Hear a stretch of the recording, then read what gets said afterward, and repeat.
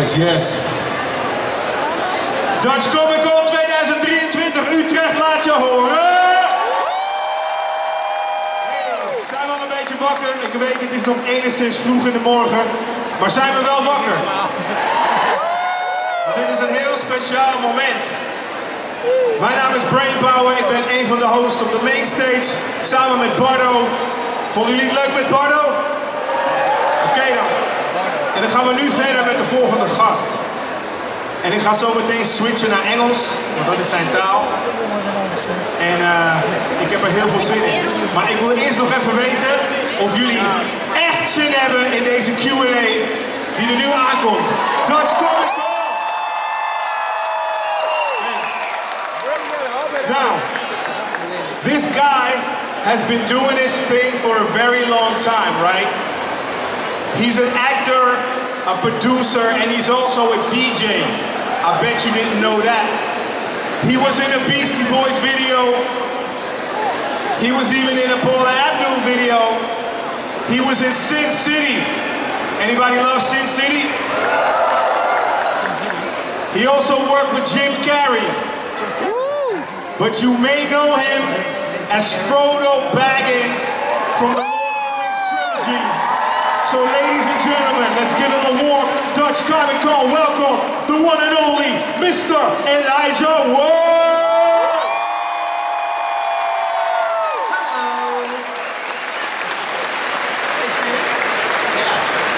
Hi! Good morning. How you doing, Elijah? I'm good. I'm really well. How are you? You good? I'm great. I'm great. Awesome. Great. We were here yesterday as well, and yeah, it's like deja vu, man. Yeah, man. Such a good vibe too, bro. It was great. We're looking forward to doing this again. Same.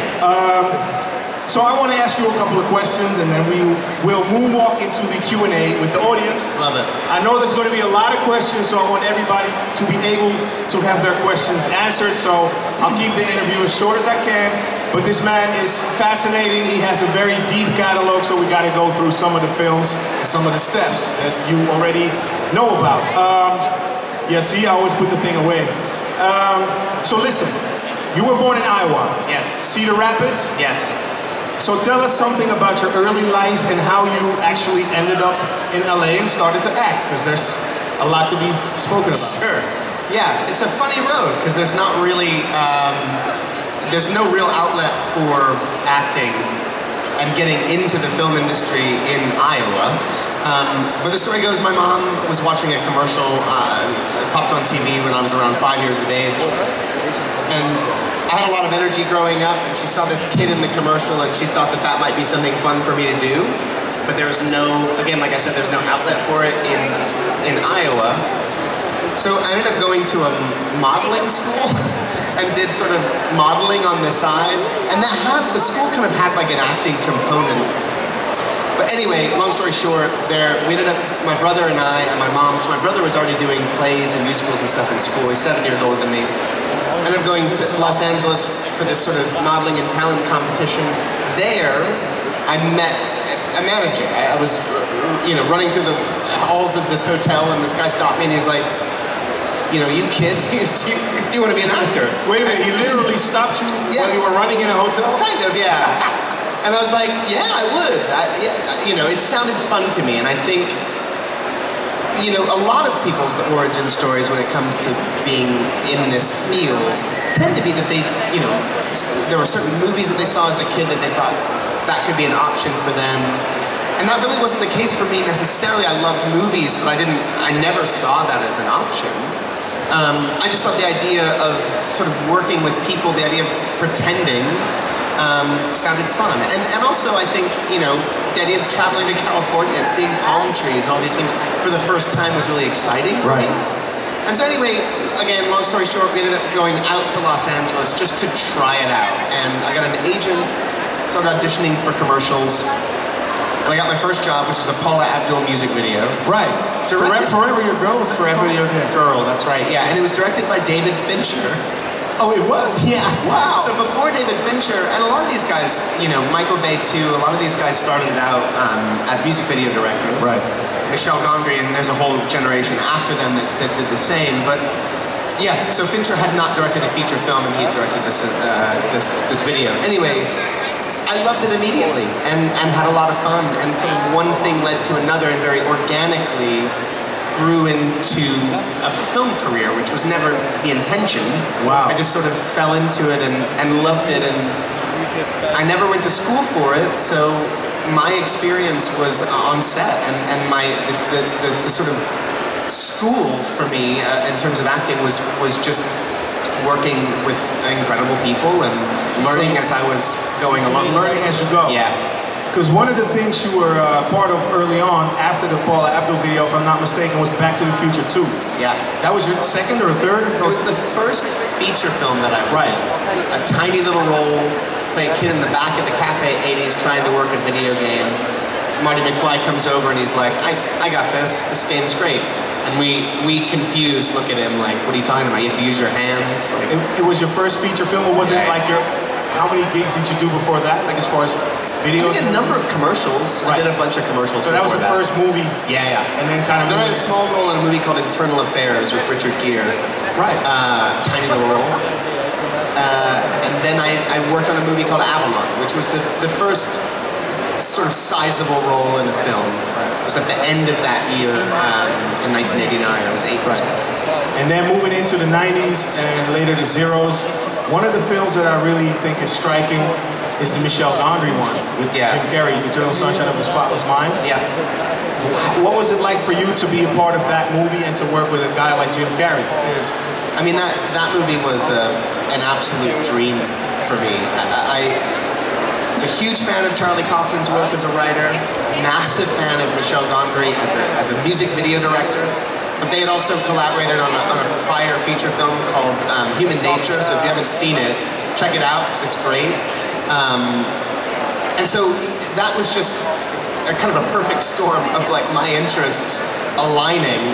I would have done anything in that movie, and it just happened that that particular role was really exciting and fun to play. But to work with Jim Carrey, to work with Kate Winslet and Mark Ruffalo and Kirsten, it was just an absolute joy. And it was, every day creatively was so exciting. Like, so many things are being done in camera. A lot of what Michel does it's all practical effects, and he came up with things on the day. It was just a blast. Is there anything specific you can share with the people that you learned from working with someone like Jim Carrey as far as how he approaches the craft? Oh man. That you picked up on? He's so singular. Yeah, he is. I mean, one of the things that I observed, look, what was really special about what Jim did in that film, even more than like the Truman Show, because the Truman Show I think is often cited as like the first time he worked sort of dramatically in a film, although that still has a lot of comedy elements to it, and he's still quite funny in the movie. But this really, for me, Eternal Sunshine is the first time he really worked as a dramatic actor, right? There was nothing really comedic about that performance, and it was really fun to watch him deal with that.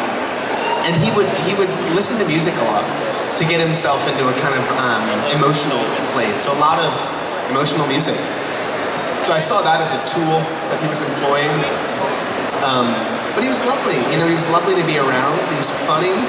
The thing I noticed a lot is that because he's so used to, and prior to that was so used to what he does, both whilst acting and off screen, eliciting a funny response because he is a comedian. Yeah. And that there wasn't anything baked into the writing of this to elicit that response.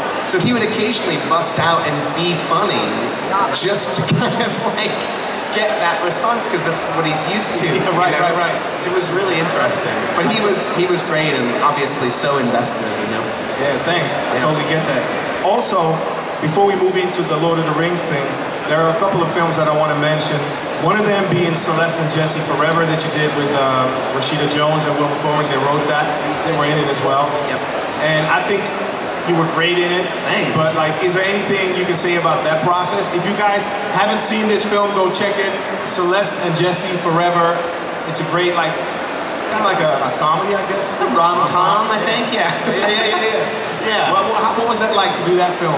It was great. I had worked with Rashida she guested on a TV show that I was in called Wilfred, and I was a fan of hers from her film work and from stuff that she did on Parks and Rec. And anyway, she's really lovely, and Will and her were writing this and trying to get this movie made while we were in production on Wilfred. So then she was like, "Hey, I've got this thing, would you want to play a role in it? It's got this tiny little role." Well, yeah, that'd be great. The role is hilarious. How many days of shooting? For me, on that, probably a total of 5. Cool. Something like that, yeah. And it was cool because there was like a couple of days, maybe it was like 2 or 3 in LA, and then we all went to Newport, Rhode Island for the wedding scene, and that was all of us on location together, which was really rad. That was a really fun experience. We were actually at the director's family's house. Right. That's where the scene was set. Cool. Yeah, it was cool. I'd never been to Newport before. It's beautiful. It was rad.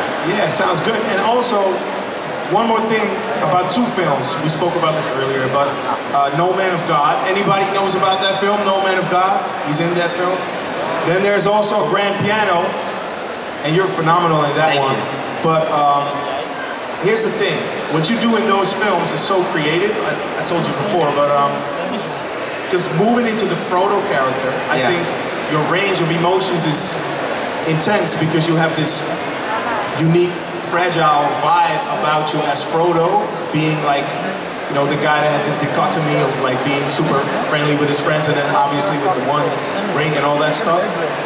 Do you use that same approach in different films? Because in Grand Piano, you are also this fragile character, a gifted artist, and also you're being hunted, And then in No Man of God, you got to deal with this psycho killer that becomes kind of like your friend. Those are all extreme things.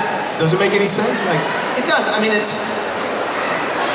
guess the process of deconstructing any character and figuring out how to insert myself into a character and make that character come to life, the process is similar every time because you're just trying to understand who it is that you're playing, play them truthfully and honestly, whatever that character may embody, right?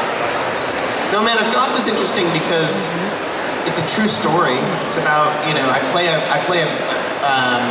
real life human, this guy Bill Hagmaier, who was an FBI profiler, the very, very early stages of when the FBI started their serial killer and sex offender profiling program.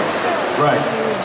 So prior to that, there wasn't anyone taking data to sort of work out the similarities between these people's sort of mental state and behavior patterns. To be able to then look for those sorts of things in subsequent criminals, right? So that had never been done before. And Bill, they all were sort of taking different cases, and Bill decided, they opted to fly to Florida and meet with, or to figure out how to meet with Bundy. And the thing about Bundy is that he was notoriously untrusting of law enforcement, so everybody was like, yeah, good luck. Good luck, you're not gonna be able to open up. And he got him to open up. And it's just a fascinating, they kind of, at the end of Bundy's life, he considered Bill Hagmaier his best friend. I don't know that Bill felt the same, but there was a degree of intimacy created between the two of them and a trust created between the two of them that allowed for real information to be sort of extracted from Bundy in a way that he never would have with anybody else. So it was a story, it was a script that we really loved. I was a producer on the film too. We'd had the script for like 5 years. It was a story we really wanted to tell. We were fascinated also at just being able to tell a story involving Bundy that wasn't glorifying Bundy, but really got into the sort of psychological, almost chess match between these two people.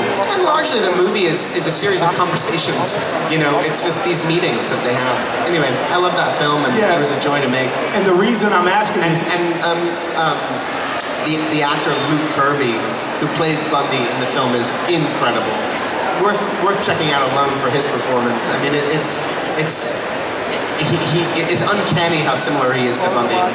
It's an interesting intellectual movie about something real dark. Yeah, yeah. And the humanity that comes with it, with your role. But the reason I'm asking this, because I know you can't wait for the Lord of the Rings part.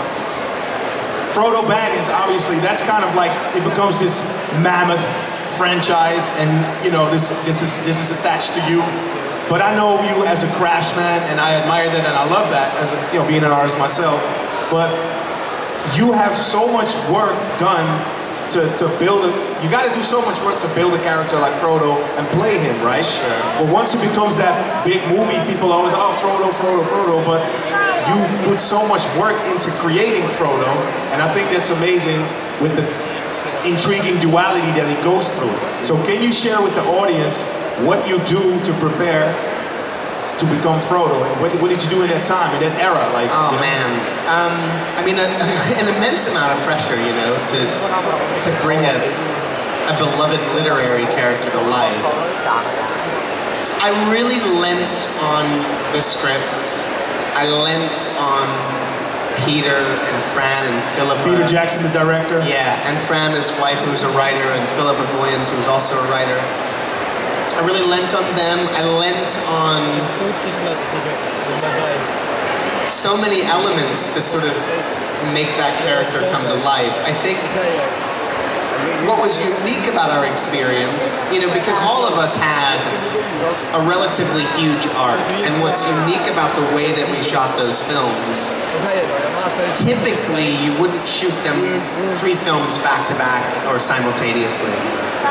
And it was a gift that we could, because we were able to sort of encapsulate those arcs and kind of be able to see them in real time and work them out.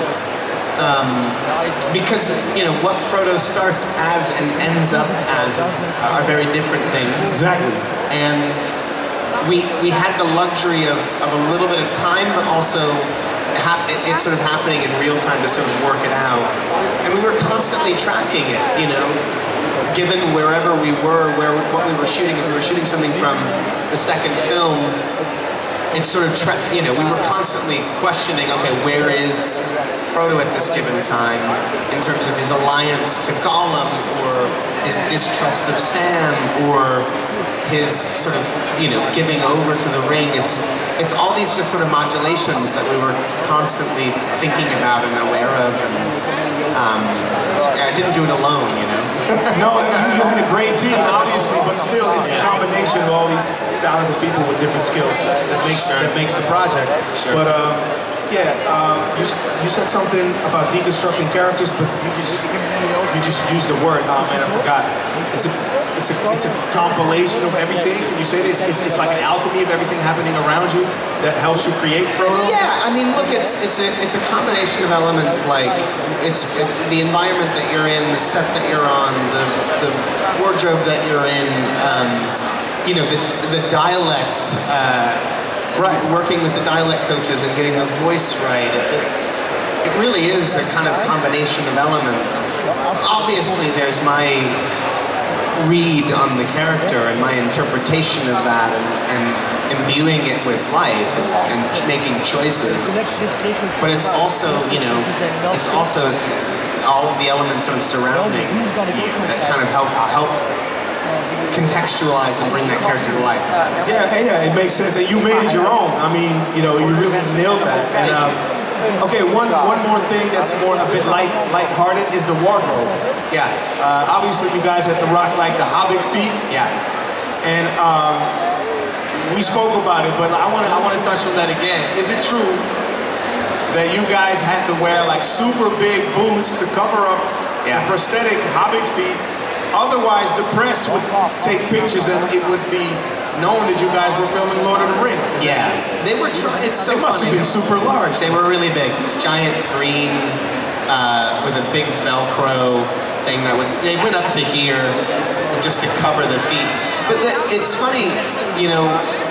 They were trying to dissuade and evade photographers. You know, people trying to take photos and then posting those photos online, to try and preserve as much of the film for the audience, you know, as possible. It was pre-social media, but you guys still had to be careful. Listen, the internet was in its infancy in regards to that kind of thing.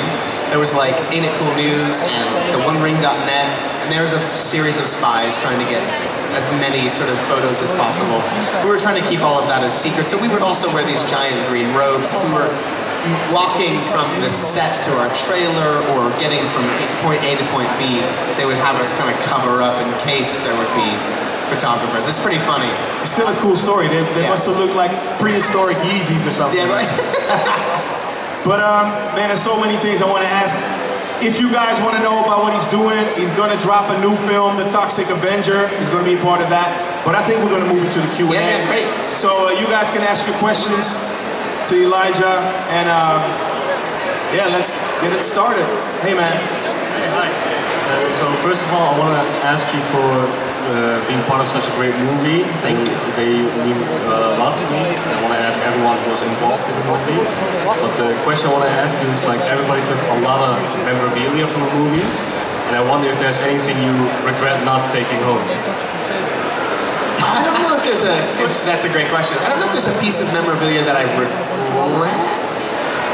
not taking. I mean, there's a couple, listen, Bag End, the set of Bag End, had a lot of little pieces here and there that were pretty great. Like, there are two portraits on the mantelpiece of a man and a woman, but they're done inspired by Peter Jackson and Fran Walsh, his wife. Oh, wow. So I really wanted those portraits. They're just like yay big, and it's them as hobbits. Maybe like long lost Bagginses. So those would be cool to have, actually. And there are a lot of things like that. I do have a map that was in Bag End, but there are a lot of things in Bag End that were very cool, and just kind of cozy little trinkets. That's kind of it. There isn't, I mean, you know, outside of like the shards of Narsil or some awesome sword or something. Hey, I like that question. Anything related to hobbits. I mean, I have the ring. I When have you see Sting. you have the ring? Yeah. I mean, Right. there were multiples of the ring. Yeah, But yes, I obviously. have one. How many were there? There are over 10. Over 10. I think so. Well, you got one of those. I do, yeah. That was my question. Wow, he has the ring. Yeah. I didn't know that. Great. I got a replica. Thank you, guys. Great question. Thanks. Thank you. Next one. Goed in de microfoon praten, dan kunnen we het goed verstaan. Hey. Thank you for being here. It's an honor. Oh. We have a very important question to ask you. This might change your career. Mr. Woods, do you wear wigs?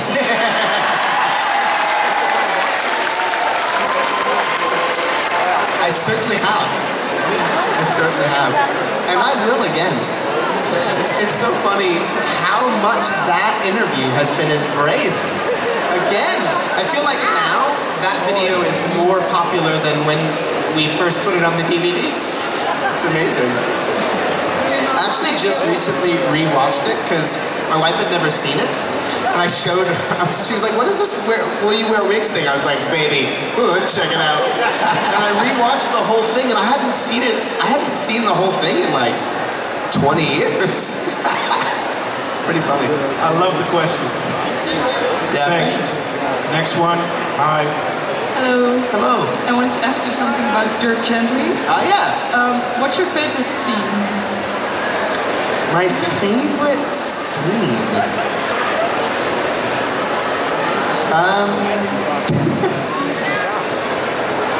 Man, it's been a while since I've thought about this series, so I'm like racking my brain to think about it. A sequence that I really like, although it was very difficult to shoot, is when, in season 2, when Dirk is stuck in the house within a house, and Todd ends up being able to communicate with him while he's in the house, and he's tracking where he is in the room, was really fun. And that whole, like the whole house within a house was just a really clever device. And it was a difficult scene to shoot because he was doing lines off and I was trying to like track him in different parts of the room. So it was kind of complex, but I really enjoyed it. The thing about that show is that we never had a normal scene. Like, there's no such thing as just like, you know, this is just you guys sitting down having a conversation about what? It was always fucking crazy and weird and absurd.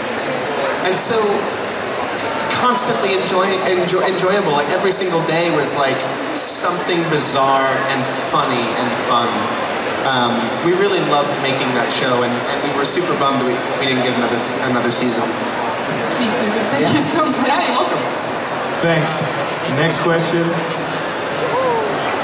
Hi. Hello. Hi. First of all, welcome back. Thanks. It's good to have you. So yesterday I learned that you were a musical lover from Brain Power here. Can you speak up a little bit, please? Yesterday I heard you were a music lover from Brain Power here. Uh-huh. Do you have a go-to crowd pleaser or a favorite karaoke song? Go-to crowd pleaser I can answer. I don't have a go-to karaoke song. I feel like every time I do karaoke, there's such a gap between doing it that I feel like I'm starting all over again. A go-to crowd pleaser. There's a really great boogie single from the 80s from a girl named Carmen called Time to Move.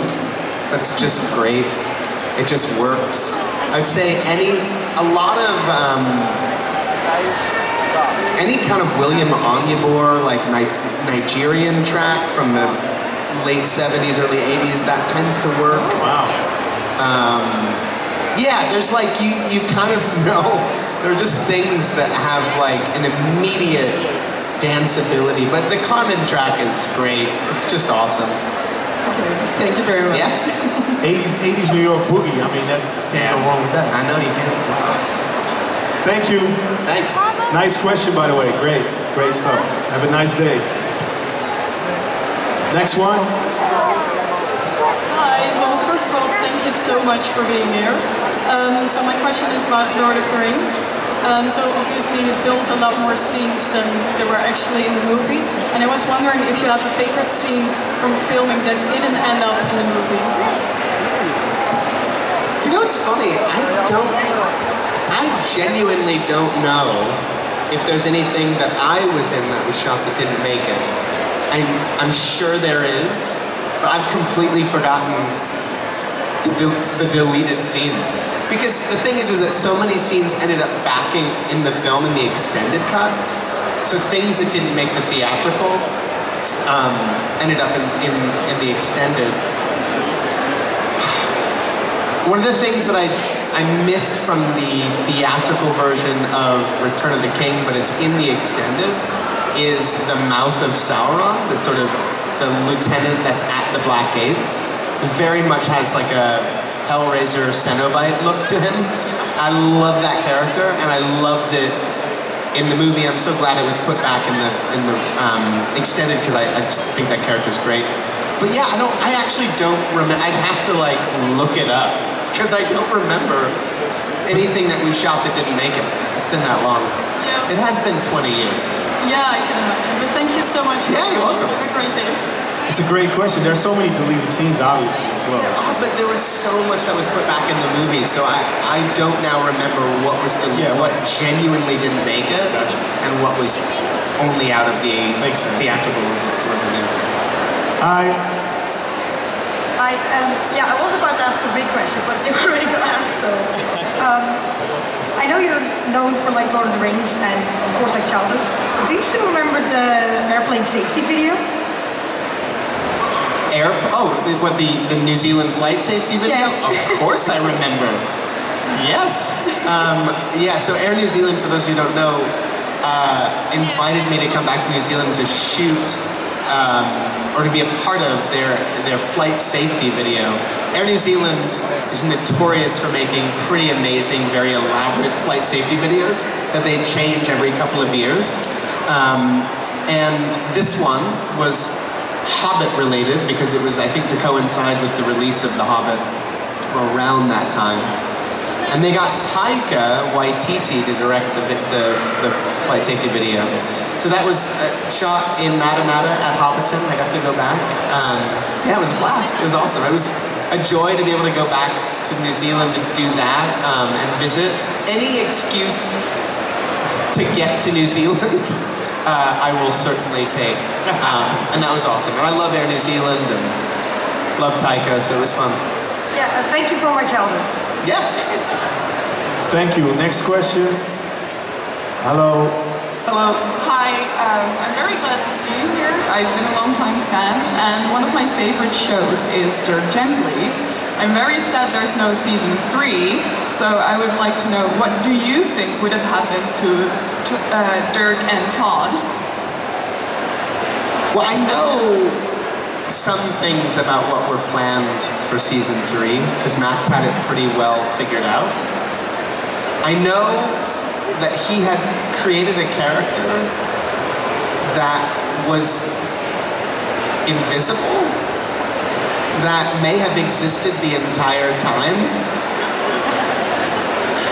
that you only find out about in season 3. Also, I think Todd and his sister are sort of like, you know, they were kind of enemies a little bit, I think, and then we're going to be enemies in season 3.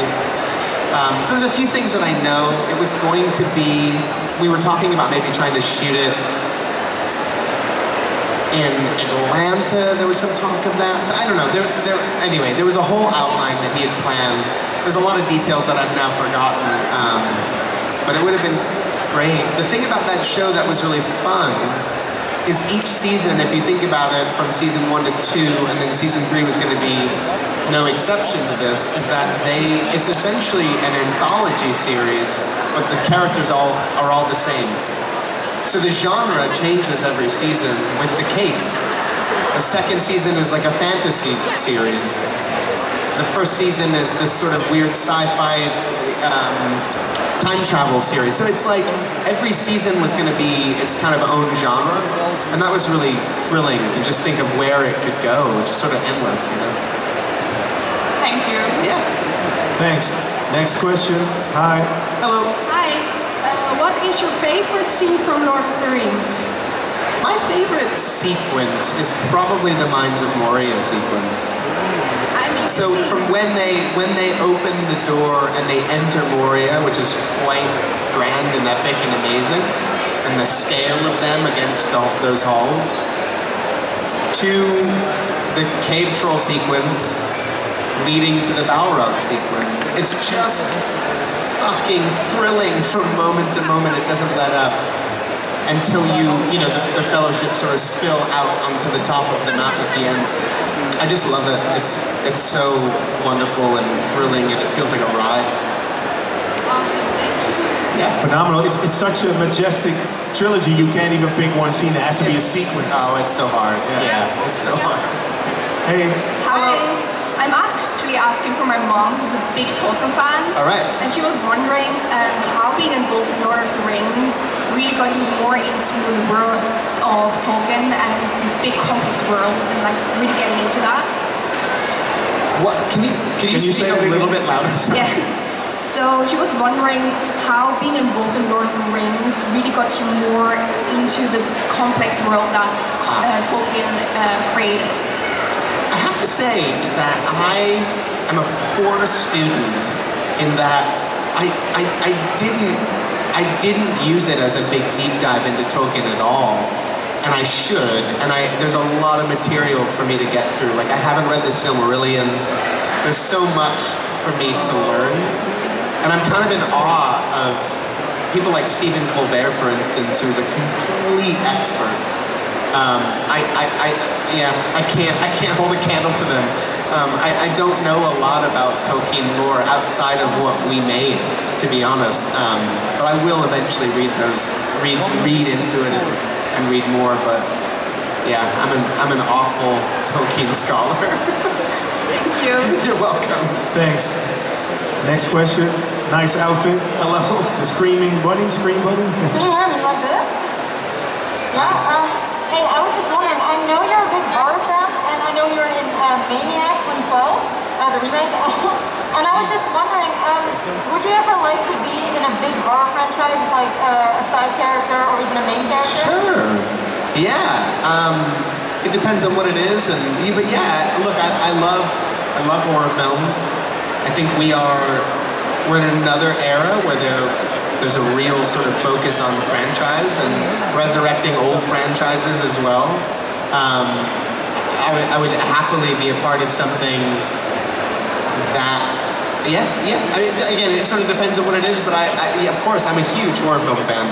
So to participate in that world, whatever it may be, would be a blast, yeah. Thanks. Next question. Hello. Hi Elijah, nice to meet you. Yeah, you too.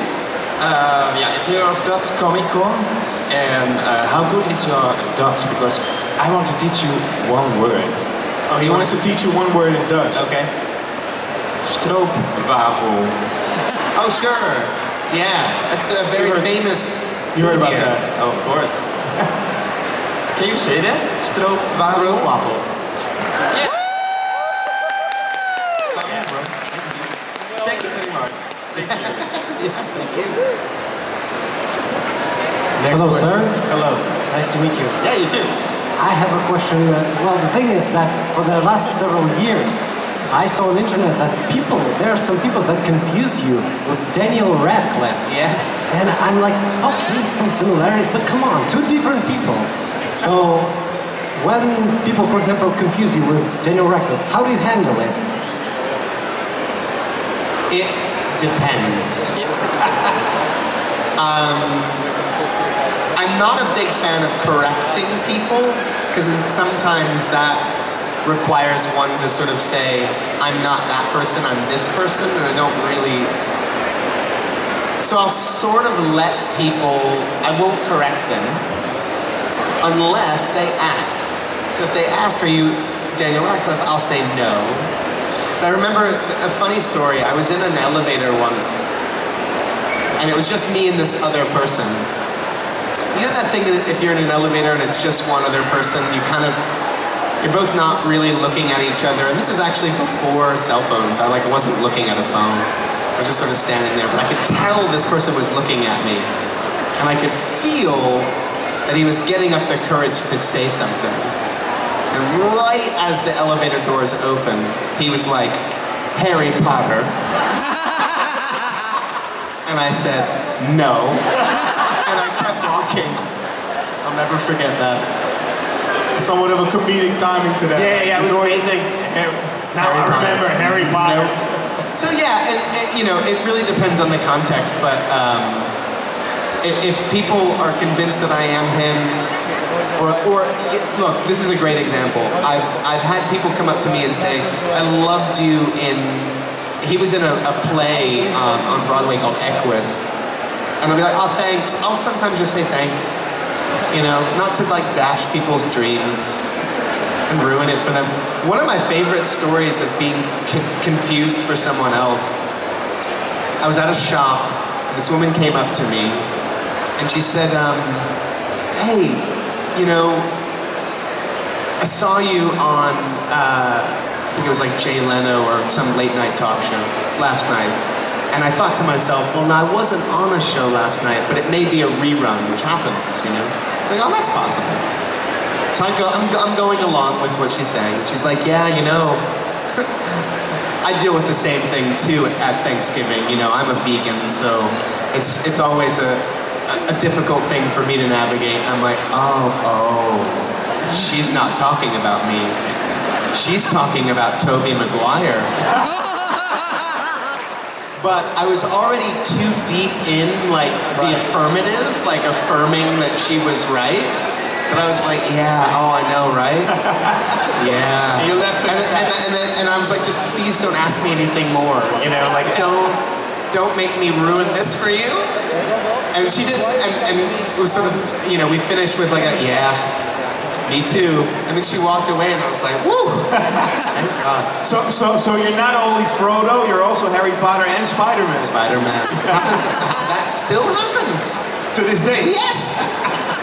That one I really don't understand. No. At least Daniel and I, there's some resemblance in some ways. And we're a part of a similar franchise. It's set in a similar world, fantasy anyway. So that like kind of cultural confusion I get. But Spider-Man? Yeah, come on, man. Don't get it. Yeah. Thank you very much. Yeah, you're welcome. Yeah. Thanks, nice question. Next one. I'm quite giddy because you were like my childhood crush during the faculty and so. Oh, cool. So one of my favorite films by you is Deep Impact. So it's about you, being a man, marrying a girl to save her from the comet. Yes. Looking back at it, how do you feel about like the team marriage, the whole thing? I mean, you were a child, right? Yeah, I was, when we did that, I was 16, I think? Yeah. Look, I loved that script.